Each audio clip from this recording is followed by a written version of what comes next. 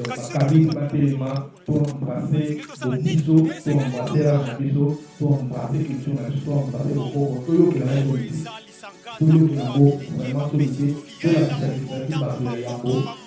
Le 4 janvier 59 azala kina bopangi bongo yo lelo zobanga nini pote otelema obundela mabele na yo lokola bango loposo mwindo tobundela mabele loposo mwindo tobundela mabele loposo mwindo tobundela mabele loposo mwindo tobundela mabele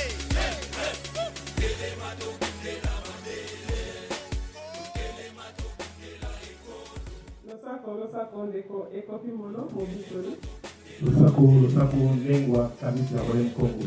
Matando mingi. Yasolo na toujours na cadre ya ba émission na biso tozonga. Yo te ko zabino, to gena ni kambo oyo. Biso ba noir to ko na moto. To ko na te pourquoi noir azali ba inai na mokili mobima. Ba race nyonso balingaka toujours basantaka mwa liberté wana basantaka liberté tokoli bate mwa liberté te basantaka liberté ya koyokola banoir nanu jamais tomona chinois amaltraité mondele jamais tomona mondele amaltraité chinois non ezala toujours mondele nde azomaltraité noir chinois nde azomaltraité noir indien nde azomaltraité noir tout en biso kotala baexemple ezali ebele tout en biso nani ndenge na biso Cynthia oyo abalaki mobali ya indien na inde we ndenge bazwi mutu bazokatakata ye mike indien wana azokata sœur na biso une congolaise akatikaki ye mike atie na lino na kati ya sac epe ake kobwaka ye ata mawa te alors biso nayebi te soki okopela so eyano mpona makambo wana so mpo tozomona na chine eloko oyo so esalamaki dernièrement tata bokilo azobeta nani mobali ya mwana na ya mwasi azobeta bokilo naye na nzela en pleine rue bato bazobeta ye et puis intervention motu moko te ezalaki donc ezalaki eloko moko c'est comme c'est ça normal. Et ça m'a dit bongo, on a rien dit sur ça. Moi qui l'ai fait étaler nango et les bélos ont parce que chinois azo bêta un noir. Ce qui est vu que toutes les États-Unis tout ce qu'on a fait depuis Trump aïna pouvoir ton monique non. Mouvement ba raciste zongi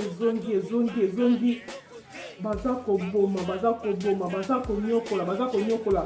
Donc et comme le coup là moi et comme la liberté mobile, ma race moussousou, et ça pour ça les femmes noires, donc au bon ma noir, c'est comme si ça, et ça obligation. Donc ceux qui va vomi noirté, c'est comme si ils ont manqué quelque chose. Alors, il faut y battre. Et ça dit à quoi? Est-ce que et ça est normal que nous va noir en décaca, il faut pas bon ma bango. Est-ce que c'est normal que nous noir kaka il faut agneau comme par rapport il y a ba race moussousou et tout le monde a ngo tout le monde a té ngana éviter ceux qui peuvent payer au monde ngo que non un chinois a boma mundele et puis il passe kaka bono et ça la marque de té donc tout le monde a ba étudiant africain bazo ba qui ba ko na Inde ba ki ba lo ba kité. Alors toujours il battu Cameroun les années même na kati même Afrique surtout moi na Maroc ndenge bali bien bazali ko boma bande ko na biso ba noir alors toujours comprendre le pourquoi et vraiment que il pas na de ko mono surtout ko limbolé la biso c'est la canine pourquoi on a mis maintenant il faut pas faire maltraiter maintenant il faut que rabanyo kama maintenant il faut que boma bango na ba race mosusu quand tu vas race mosusu tout le monde a race amindé ba race ba chinois ba race ba indien il faut que boma un noir alors ce yo ko sengo la biso bikambwana alors atike le maloba matondo nengwa kamiti ya Royaume Congo na motuna na yo kitoko alors yamona na répondre à la question na yo nalingi natonda botondi na bakoko na biso oyo bapermettre biso na kati ya etumba oyo tokoka bongo kosala oyo manso toza kosala na cadre ya bozongi ya baindo na ekolo na bango.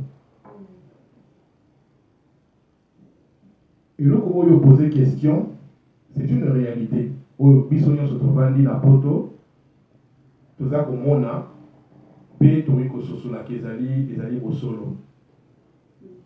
Na koki ko répondre question wana na ba aspect mibale to na ba volet mibale. Volet à liboso ezali volet moko naturel. Ezali volet moko naturel. Oyebi eloko babengi moindo. To les noirs, les ténèbres. Ezali eloko oyo ebangisaka. Moto moko te azaka l'aise na kotambola na kati ya molili. Parce que na kati ya molili soki ozotambola, ntango mosusu okoki kobeta libaku, ntango mosusu okoki kotutana, alors na kati ya molili bato batambolaka na keba-keba. Mais mingi batambolaka à l'aise te. Alors soki préférence ezali, bato bapréféra mingi batambola na esika ezali éclairé. Alors moni molili to moindo d'une manière générale eza eloko oyo ebangisaka. Moindo to les noirs, les ténèbres ezali eloko oyo ebangisaka. Bon, on peut penser que nous avons le Mindele, que ceux qui Mindele a fait la oui, c'est vrai, Mindele a banga. Pourquoi? Parce que Azali confronté justement la notion de Moulili, notion de Kimoindo. Mais à ta vision, on va Moindo, ceux qui posent qu'ils ne peuvent pas là, au coup de l'épée, comme on va Moindo Penza, au Banga. Au Banga, ils ont bien, c'est la vision aspect pour eux.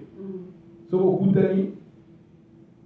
ata yo le na makasi kubanga kwa joyo ero sole na makasi. On a connu des expériences quand on a été navigué. On a la classe côté la gars on a été sur les classes. On a été sur les classes pour aller muindo. Ba baza mo na ke no joa za makasi. Parce que muindo est dans le mystère pour vous. Donc muindo est banisa. Alors le logo est banisa. Et créer à moi la réaction réaction des réactions, il y a rejet et les gens ont tendance à repousser les noirs. Donc les autres mots sur cet aspect des alliés réaction naturelle. Mais et ce qui a dans le deuxième volet, ils ont l'explication sur ce que vous ça. Dans le deuxième volet, ils allaient dans le combien de mots kozanga koyeba. Kozanga koyeba. Mais na kati ya kozanga koyeba wana to kabula ngombe na volé to kabula na volé. Na kati kozanga koyeba volé ya liboso ezali eloko to bengi programmation ya ba peuple. Mais programmation moko pour haïr les noirs. Oui, c'est la programmation où ils travaillent pour la haïr les noirs. Alors programmation les salariés programmation des salami, il faut que les choses arrivent à premier peuple dans le dans le peuple nous salami. La terre a été attaquée. La terre a été attaquée par les êtres moko extraterrestres. Toujours, Anunnakis. Mais il n'y a pas eu que des Anunnakis. On a connu aussi des Shintaori. Na kati kuna ba gris bazali wana, ba homme vert bazali wana, ba reptilien bazali wana, ezala mo barasi bele. Le barasi wana ba yé pour na kodominer. Ba yé na mokili ndenge nini ba yé na mokili parce que planète na bango Nibiru ezalaki na likama, planète na bango atmosphère planète na bango ezalaki ya kobeba. Alors il fallait ba na planète Terre pour na ba ya koluka ba minéraux. Oyo kosunga bango ba bon ça peut être na bango et ba minéraux les aki à or. Voilà eloko bemaki bango awa. Alors tant ba komi awa ba e kotia biso na kibombo. Biso to ça na bango mosala ya kobenda ba or parce que bango mo ba ko sala ngote ba zo ko respirer atmosphère na biso te. Donc il fallait bateau passer na bango mosala wana. Mais ba ko na biso bazaki pe ba to pamba pambate. Ba e baki mipeko bazaki ba makasi bazaki ba tabwanya. Bamingi baboyaki. Et le travail forcé on est simbaki pendate. Alors comme les aki facilité à kolonga bakoko nde ba décider ki ba sala oyo ya bango batu oyo bakosala misala wana. Alors histoire yango ozomona na Bible, créons l'homme à notre image. Ya ba Genèse kuna. Nde baye ko créer ba être oyo bazali semblable na biso, mais oyo bakosala musala wana parce que bazo respirer atmosphère à awa. Yango moni ba race mosoyo ko bima. Et ce qu'on t'a dit ba race mosoyo, notamment ba bidele, okomona ba bidele ti lelo basala toujours kosala mining. To ko travailler dans le secteur qui mona toujours. Et puis bakendaka na bakolo nango wapi bato mingi bakoyeba te balobana eke na banque non ekendaka na baplanete wana. Alors ntango basali baêtre oyo bazalaki mpona kosalela bango mosala wana, bango nde baprogramme baêtre wana ke biso tozali baêtre inférieur, bango bazali na race ya badieu to na race ya baseigneur. Ndenge tozikaki na video tozalaki ya basystème baseigneur bazali bakolo mabele batona ntango baye babotoli lisusu planète bakontrola planète ti lelo bango babanga banzambe oyo na religion nyonso tozali banzambe ya domination. Alors baye kozo sikoyo baprogéniture na bango to baêtre bongo bakreaki batie bango sikoyo baza kokonza biso e baprogramme bango ke bango bazali supérieur na biso et ke biso tozali inférieur. Eloko wana ti lelo eza epai ya bamindele ke bango bazali supérieur. Eza kaka bamindele te, ezali barace nyonso oyo bazangi mélanine, bango base considéra que bazali supérieur na biso. Donc wana ezali na eteni na volet oyo ya programmation. Mais esuki wana te, toujours na cadre ya kozanga koyeba, ezali mpe lisusu parce que bato d'une manière générale basi nyonso bazangi boyebi.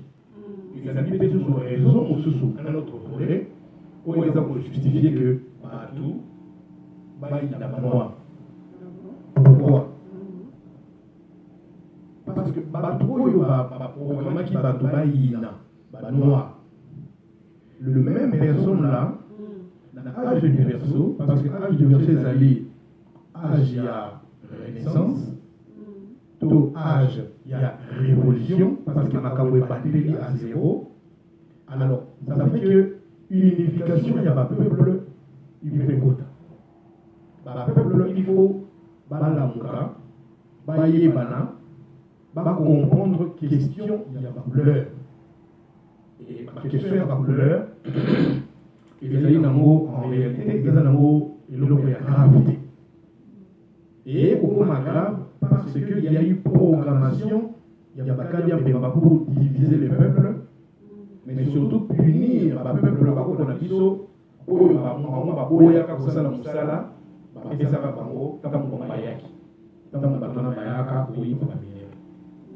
Alors na âge du verseau, comme tout repart à zéro, comme tous les mensonges doivent tomber, peuple il faut basangana sikoyo balingana.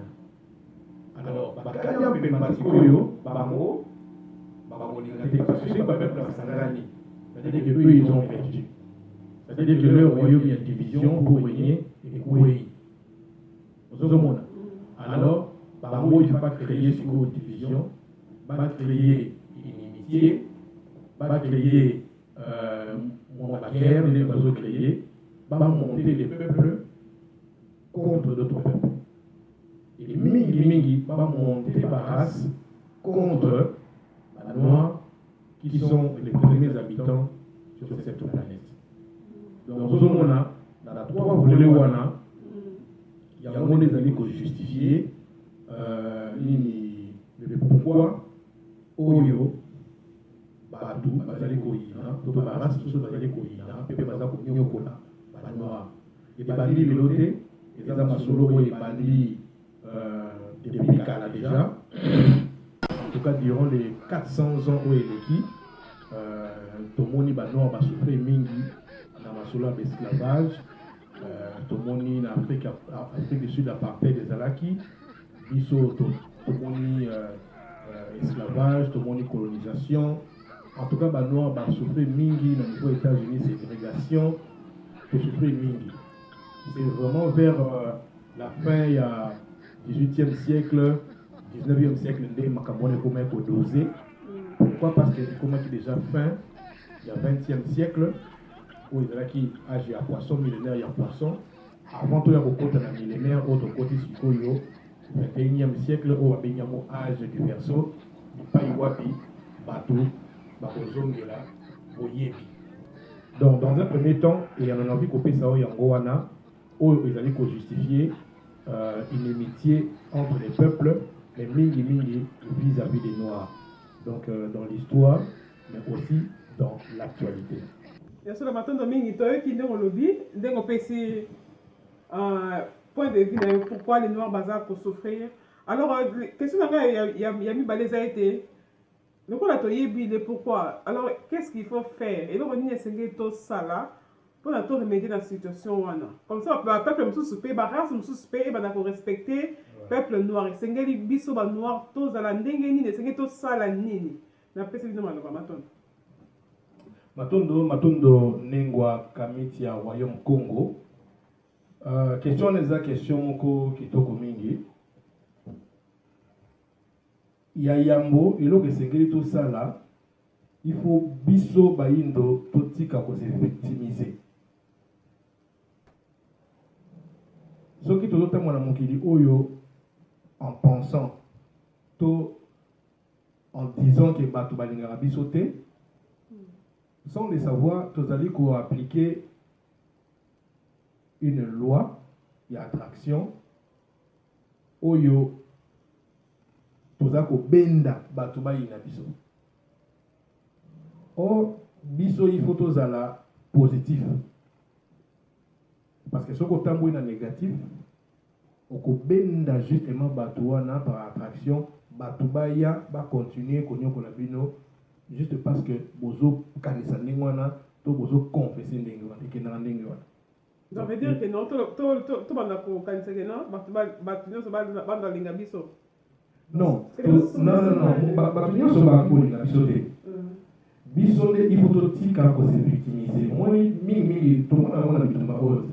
Balingaka biso te tala banani bawande bazoboma biso tala bakongola baza bazobeta biso tala banani bagabone moto alingi biso te na mokili oyo baminde bali on n'a pas besoin bato balinga biso ozomona toza na mokili te moto moko kaya na mokili mpo balinga ye toyaka awa parce que toza na mission moko a accomplir.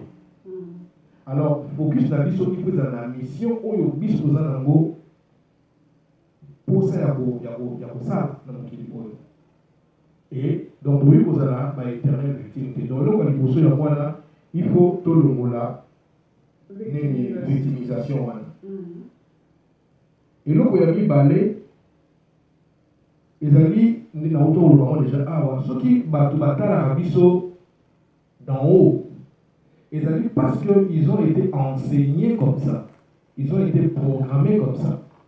Omoni ce pour ça permet na bamindele to ba juif na kati ya bible ba juif baza bana ya nzambe et na kati ya juif na kati ya bible ba juif baza batu pa pambate c'est un peuple au-dessus de tous les peuples. Vous avez hein oui balobi bango bazali ba peuple ya nzambe baza au-dessus de la mêlée et quelque part balobi baza la race du Seigneur. Or ba juif to bango baza mindele. Donc, ceux qui sont juifs, basali la race du Seigneur. Par conséquent, la race nyon soeza mindele, bangotu bazape race du Seigneur. Oui. Alors, tant que vous bino que non, bino vous allez la race du Seigneur. Bino vous allez le peuple de Dieu. Vous allez bana nzambe.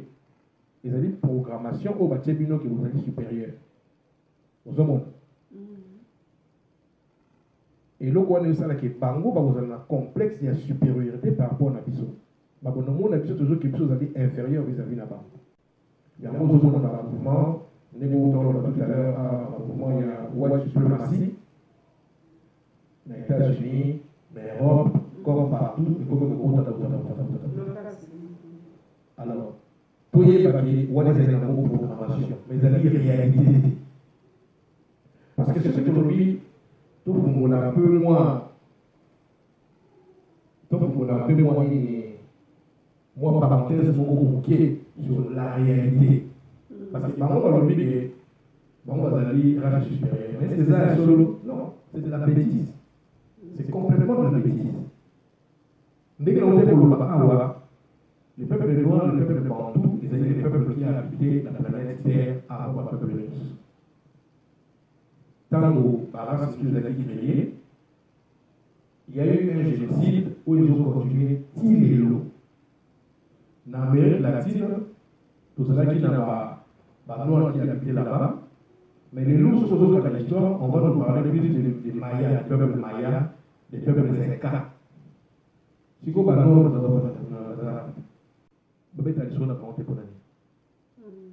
on a trouvé en Amérique du Nord. Non, mais tu as appris ces solos et pas peau rouge. Si vous avez un Nord, vous avez ils ont été tous décimés.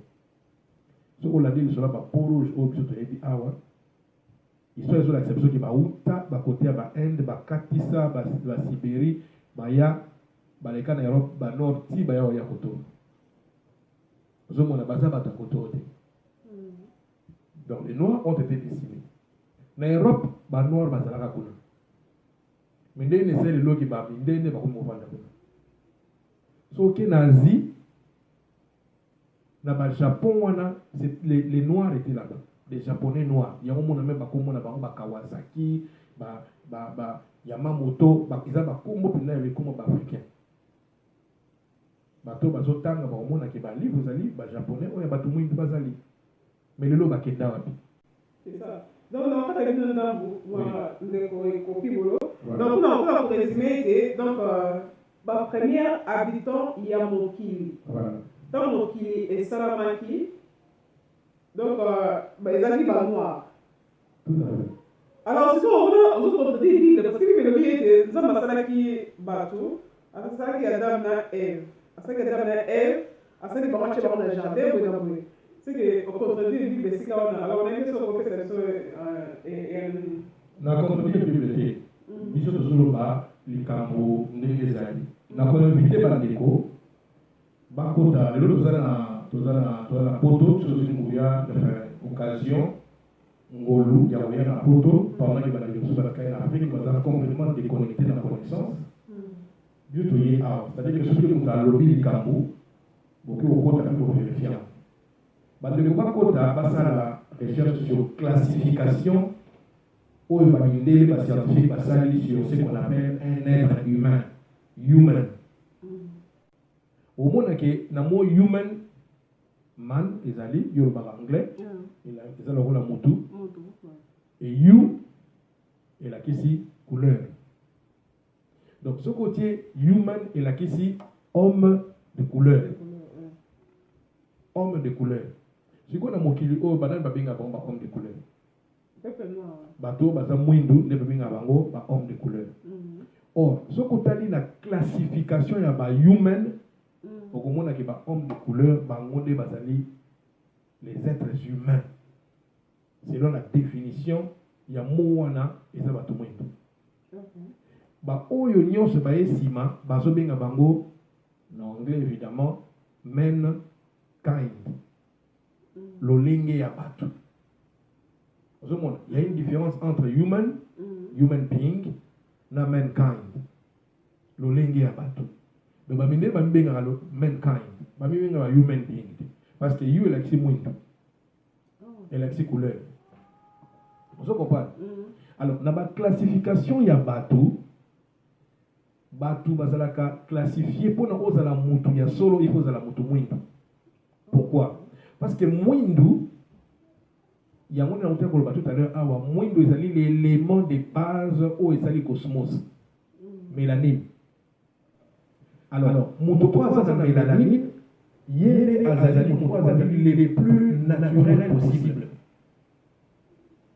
Quelqu'un qui est le plus naturel possible, les analyses Moutoutoua, azovivre na kati ya cosmos, azovivre na kati ya mokili en parfaite harmonie. Ndenge tozali awa moi ndenge ezali tozalaka na harmonie na moi etotoka mosusu te. Mais soki oza na melanine te na nzoto moi ekotumba pososo okotia bapomade mpona ebatela consonance to tobela cancer te. Moni bato mosusu oyo baza na melanine to baza na pososo mwindu te bango bazobela cancer. Donc akote ifatiaka rene ozozonaka ye baza bato moko mpepela parfait te.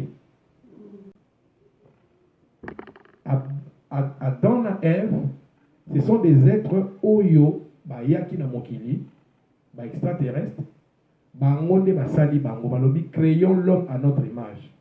Ozomona c'est plusieurs personnes qui disent créons l'homme à notre image. Eza mutu moko abino je vais créer l'homme à nino. Bon na l'église bakosaka biso non beza Dieu le Père, na Dieu le Saint-Esprit, na Dieu le Fils. Wala eza lokuta. Vérité ezali que bato wana oyo bayaki ndenge na expliquaki awa bazalaki na besoin ya main d'œuvre et main d'œuvre wana bazozongo na biso te parce que non seulement biso tosalaka mbangu te, il a fallu bazwa basala bato oyo bazali très productif. Soki ozwi mindele na bato mwindu to vibraka ndenge moko te. Bamindele bavibraka mbangu makambo bamindele ezalaka mbangu alors que biso tozali ndenge nalobi tellement naturel que motema na biso ebetaka au même rythme ya battement que motema ya mabele oyo totambola oyo tozali koona evibaka ndenge moko. Alors soki oyebi toloba banoir bazalaka bapeple moko très lent, bamosusu banoir baza cool. Oui effectivement toza cool, banoir bazali répété kozala cool, mais cool wana eza te bazalaka cool parce que balingi kobina, bazalaka cool parce que motema na bango etambolaka ndenge wana, makila na bango etambolaka ndenge wana, eza na rythme moko oyo ndenge ekenda mokili ndenge ekendaka. Soki oza na poso ya mwindo, oza na mélanine na kati ya nzoto na yo, eza na babénéfice ebele. Nalobi déjà bénéfice ya liboso ezali ozali plus naturel, c'est-à-dire que tu n'as rien à redouter par rapport au soleil. Bénéfice ya mibale ekopesa yo basuki na biso eza crépi oyo basuki oyo ezalaka baantenne. Et basuki baantenne oyo ezo permettre biso to se connecter biso na tout ce qui nous entoure. Les humains, bazamba, banyama, et ceux qui bateau babebisa biso te na bamai tozolia na babiloko tozolia de lelo yo communication par télépathie salama. Ce qui ne vous permet pas de quoi. Mais malheureusement, tellement bakosa biso que bango bazali la race divine, la race des seigneurs, biso to koma ko lula bango to koma olanda bango, basi na biso balidi basuki na biso te, bakongo so basuki ba bibembe, bachaka na mitu, alors que sans koyeba basuki entangi otie et bomi ora na yo, or ora na yo yango ne bezo protéger yo contre les mauvais œils. Aura na yo ezo protéger contre les microbes, contre les maladies et belé. Et aura ezali juste une couche oyo ezalaka tout autour na biso. Et ezali couche moko ekokende ata 3, 4, 5 mètres na musika. Ozomona ekenda na ndenge wana. Avec mélanine oyo tant yo za nango ezali ko permettre yo komona full range ya couleur. C'est-à-dire que ce qu'on dit rouge il y a makila et rouge makila. Alors que ce que vous avez la ligne, mis sur la brande, mis sur la bleu, tout est gris, vous avez la mission de l'État. Et d'abord, il y a beaucoup de mélanine. Alors du coup, mis sur ce rouge-là, ils avaient en réalité des déficiences de mélanine. Donc, par exemple, on va avoir une couleur de piété. Tant que rouge est la makila, il y a un rouge qui est la vérité. Quand on a eu un cassé à vert, il y a un cassé à vert au côté de la vie. Ce que vous avez dans la mélanine, ma belle est aux yeux de Samoana. Ils ont humilité, jamais ils ne dans la vaccin. Donc, ma belle est aux yeux de Samoana, soit disant, on a comme un cassis, aux autres qui sont pas biberon. Babylone les outils de la Bible qui a un animal, tous au bon moment na biso. en réalité, on a dit qu'il a 2 ans, ma belle maman, et ça dit une nourriture mongo efficace. Ils ont qu'est sur le plan spirituel, sur le plan intellectuel, ils ont fait développer ces hormones. Ni on soit des autres à la mélanine. Ils ont attaqué la mélanine. Aux autres, on a des mobilisations. Ceux qui osent la mélanine au dos, et la motivation web. Ceux qui ont la mélanine au yo, c'est un bon ayo, ils ont mêlé. Alors, du coup, le stockage même d'informations est commis plus grande que les bateaux de la mélanine. Donc, on peut faire ça. Biso nyonso totangi quand même na bakongo wana soko totangi système na biso d'enseignement eza système moko bana koya awa bapesi biso babiloko ebele bapesi bino na géographie oyo na géographie ya bakele alors que toyeli na bapoto ya babile totuni no est-ce que Isaïe ayi même pas ça Afrique alors la Afrique eza pays bon yo on a loi qui bon bango soki ndenge te bayebi incapacité à stockage ou dans la mémoire. Donc on va baisser ça le côté. Auquel domaine le rôle de la médecine. Médecine c'est pas la chose à la généraliste. Donc ce qu'on médecine c'est ça aide aussi la camions, aide aussi ma solaire, il y a poso, il y a mino, aide aussi ça la chirurgie, aide nyonso parce que d'une manière générale la généraliste. Mais ce qu'on dit au monde on a pas spécialiste. Yo on a qui va organiser rien. Ils avaient dit par rapport au stockage et tout. Et là, vous avez la mélanine. Et là, vous avez la mélanine. Mais, malheureusement, la carte de vous avez pas. Bisongo, c'était là, tout que vous avez acheté 26. En passant à l'INAPES à l'Ekinanaï, risque au Congo. Vraiment, un grand logo, il y a un salari, tout au salari. Vraiment, tout ça, c'est que vous savez que les cours de là, tout élément, tout ça, la campagne contre H26 ou HT26. HT26, comment Maman, botika uchama masolo wana ezosunga bilote. Bozali ko boma eloko oyo ezali en réalité dans le basu sur Barcelone Congo, les faits que vous avez dans la mélanine, dans le bac un peu, mais ils ont comme ça connecté dans le cosmos, donc par conséquent, aux alliés très spirituels. Parce que le cosmos, les alliés moins nous. Alors, dans le cosmos, il y a une matière, on a mis les cartes dans le côté très spirituel. Mais par contre, ce que vous avez dans la mélanine de l'humanité, vous avez la spiritualité, vous avez mis matérialiste. Dans la noire, dans la militaire, banane balingi ko la très très spirituelle au sein de sa peau et puis dans la banane balingi matériel makamba balolo la watu kipate bango ko zikata kasi ya ko dans la banane ça la comparaison au ozomona na balolo wana donc eko ça raté donc ezali ebele ba bénéfice na son encourager de nous pour ça la recherche sur mélanine de manière à ce que ceux qui yebi réellement il y ni les attaques de la ligne donc comprendre que en réalité nous n'avons rien envie aux autres. Nous n'avons pas besoin que Mangoba ni la biso va respecter les biso pour la biso dans la estime de soi. Au contraire, biso tozana na koki nyonso na moto et to ba kisaka moto wa na mélanine azali plus endurant. Azali plus endurant, c'est-à-dire que mopikiliki yango sokote mindele na bato mwindo omona na mingi kaka babangele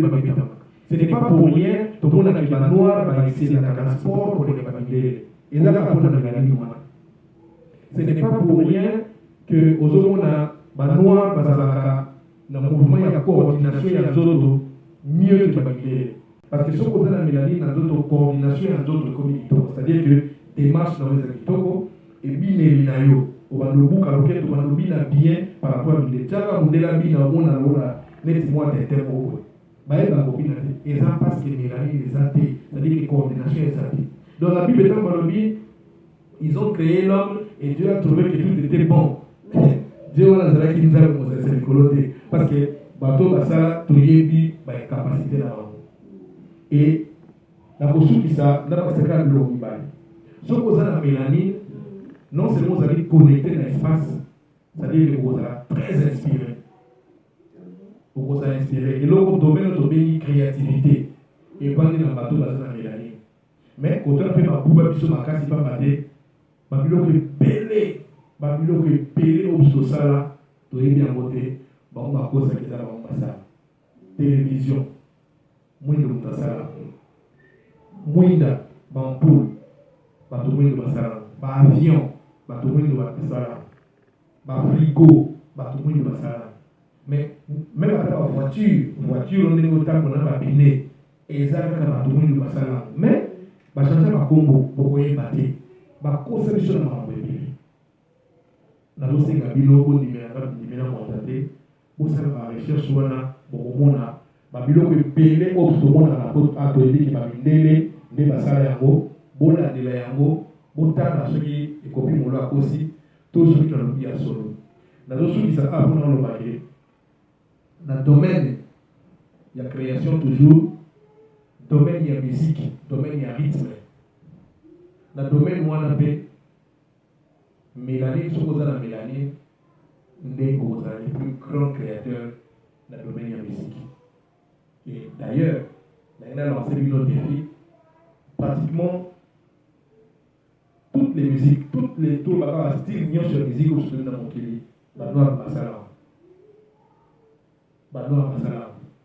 rumba eza banoir jazz eza banoir bato bakokanisa meme rock eza bango mais non rock eza mpe bango mpe te rock ekokende koza ba James Brown eza bamusike eutaka na l'église des noirs rock eutela kuna bon lelo bango bamisela biso oyo tata oyo Elvis Presley mais eza ye te ye azwa kozwa bokei na pop bokei na rap bokei na ragamuffin bokei na R&B bokei meme bamusike slow nyonso eza na bango kaka noir parce que mélanine oyo bango bakosa biso ke toza eloko te yebaki soki oza na mélanine te ozali délavé donc ezali déficience eza lokola maladie ozangi totika kolula babiloko oyo ezali délavé nalobi te ke toyina bandeko wana parce que bazali bato toyina bango te parce que motu oyo azali na mélanine esika nasukisi wana mama motu aza na mélanine azali civilisé. Ça veut dire quoi? Azali moto oyo ayebi valeur ya vie. Ayebi kovanda na bato. Abomaka te. Oui kosilika. Parce que kosilika na kosepela c'est la même chose. Na loi ya polarité kosilika na kosepela eza na molongo. Mais tokoboma te parce que soko bomi obéisi, c'est-à-dire koboki mibeko. Osali harmonie. Alors tala bato ndenge bazangi mélanine okomona ke likambo ya violence likambo ya guerre okomona ngo mingi epai bato bazangi mélanine epai bandibu bitumba koboma eza na somo te tellement mokili yango bavaleur eza renversé tokoma kokumisa bango bandibu bina soki ezaki bandibu basi babomi basi basali alors ke bobomi eza mabe ozomona biloko oyo ya bien toza nango tellement babalona bavaleur yo tokoma okumisa oyo eza mabe oyo ya bien tokomona yango lokola ezaloko pa soki oza na mélanine ozalaki bomoto ozalaki bonzambe ngonga ebelemi tobanda kotombola kibonzambe po tozali na yango eza na babiloko simple mais c'est alors que okomona ke tokorenverse vapeur mama motuna na yo pesani ngobi eloko nini po tosala mpona bato wana batika koyina biso tozala so bavictime te tozela te balinga biso mais toyeba ce que nous sommes biso nde tozali bato tozotoma bolingo biso nde tozoteya biso nde toboti bana wana babimi na nsima na biso batata na bango mpe baye na mokili mpona bebisa bango baviole bakoko na biso eza na Genèse 6 les fils de Dieu sont descendus ils ont trouvé que les filles des hommes étaient belles ils les ont pris en mariage dans le livre d'Enoch ils ont pris en mariage les anges déçus sont descendus sur la terre ils ont violé les filles des hommes violé qui bango après bazwi oyo mibali balakisi bango banini balakisi bango misala mabe baart ya guerre kosala bambeli kobomana et ainsi de suite. Voilà ingeta eloko na ngai koloba yango wana par rapport ya masolo topesi tozala na complexité biso bato bimisi bato wana biso nde tokolakisa bango nzela toza na mélanine et tobanga te bana na biso tolakisa bango balinga poso na bango parce que likolo ya poso na biso eloko eza te bango moko balobi yango biso te tozoloba yango ingeta ya solo moyindo nde azali être ya liboso na kati ya mokili nazopesa mpe occasion bandeko na nga oyo surtout bandeko na ngai ya basi donc totika bipakolela mwanza totika bacoko parce que ezobebisa mélanine na biso donc mpona koresume un peu oyo ndeko na biso ekoki monda alobi eza ete tomilinga tomiyeba soki vraiment toza banani na mokili oyo tozalaki bato ya yambo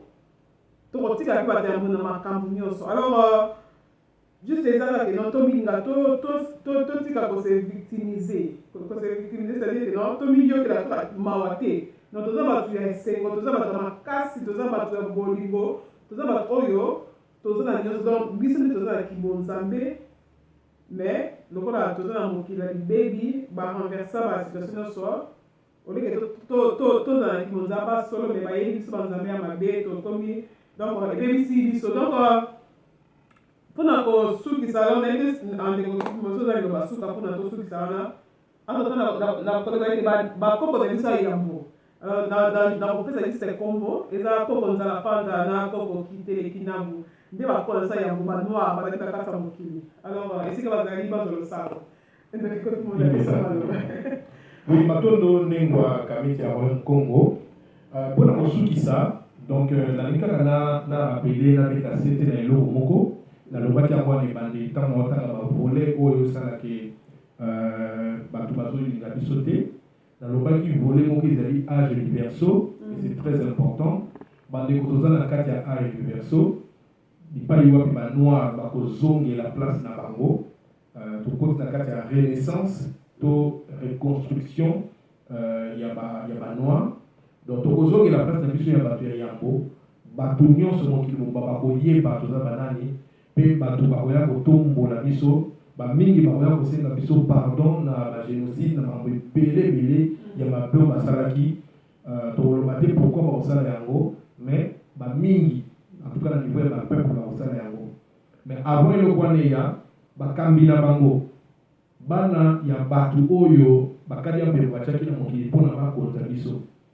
bango bakosala biso guerre bakosala biso guerre basi babandi kosala biso guerre et na kati ya guerre wana bakotinda mpe bana na bango bayina biso bakomonte bastratégie ebele ntina bapoto awa ekokoma impossible mpona biso tovanda de purge babengi yango de purge ekoya c'est-à-dire ke bakomonte bagroupe ya bato oyo bima lokola kaka bagang d'abord provocation ekobanda nde basalaki baprovocation na niveau états-unis bapolisier bazoboma banoir ti banoir bakotelema babanda kosala riposte ozomona alors mais à un moment donné ntango riposte wana ebanda kosalama babanda soki kotinda mpena bapolisier parce que tout le monde n'est pas humain nde na otoloba awa tout le monde n'est pas humain bandele mosusu bazali wana motu kaka d'apparence aza na ye motu kaka d'apparence mais na boye mpenza azali motu te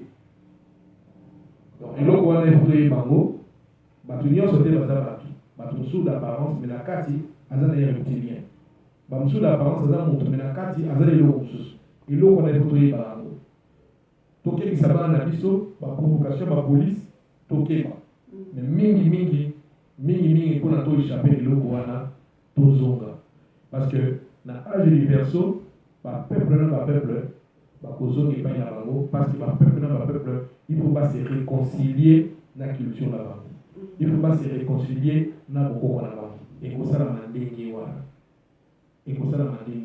alors ntango tokose réconcilier na culture na biso après seulement tokoya kovivre sikoyo dans le respect dans le terme ezali nini eza lokola mwa partenariat moko boye oyo motu na motu azo mema mwa libonga na ye to mwa libanga na ye de manière à ce que to construire humanité moko en couleur mais motu na motu ayebi esika awuti bamélange eza te motu na motu ayebi bakoko na ye epuis baza kosevolue ndenge wana ozomona basoso bayebi ke baza race ya basoso bamabata bayebi ke baza race ya mabata bambwa mpe bayebi basanganaka te soki ozomona badésordre ekoti mikolo oyo eza mpasi justement baénergie mokili ezochange tokokende na kao moko boye après masolo ekozonga dans l'ordre c'est l'âge universel donc voilà moi message nazali nango ya suka ya kopesa yango wana donc bakamiti batelema to embrasser bobiso to embrasser race na biso to embrasser culture na biso to embrasser bokoko toyokela mo soni te